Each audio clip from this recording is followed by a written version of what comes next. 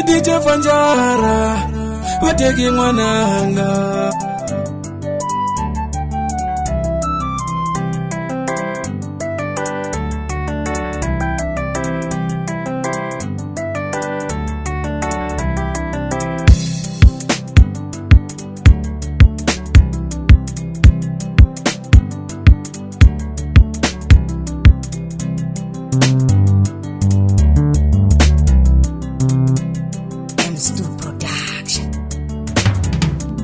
Unishengile kati, unishengile weno, unishengile kati, unishengile weno, ukae umemuti kati, unishengile weno, unisiele mani kati, unisiele mani kati, unisiele mani kati, unisiele mani kati, kambe nomu kashona kati, anarilele aliranzo, kambe nomu kashona kati, anarilele aliranzo.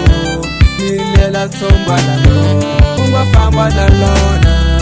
Nilela tomba la lo, unga famba na lona. Milanga tatu nitulile, aliranzi la uchache la ngada. Mina ningelu mpe, aliranzi la uchache la ngada. Mina ningelu mpe, nimupela imona wolo, pela imona ngada. Akufamba nitsomba la mina, swali baba moye ningada.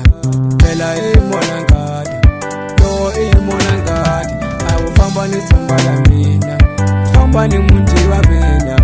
Yejo swali baba ngada, yejo swali baba ngada. Wati bashava wakuranza munu, akanatla kujikela ndleleni. Nkarolo wakushengile usikhuluka batshwale, akabatshwala twabele kinzako akabasuka ngantsako. Twababa makwelu.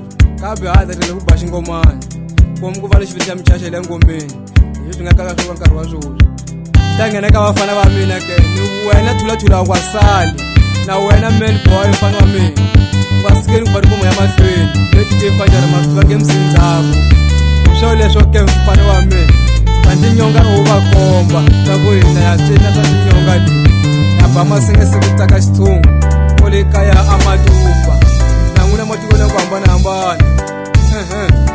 eleswi itinyonga ke exisuti ke eleswi exisuti ke promise kosinani vunghani wasali mfana wa mina na wena David wa switiva ange kusinza ku mfana wa mina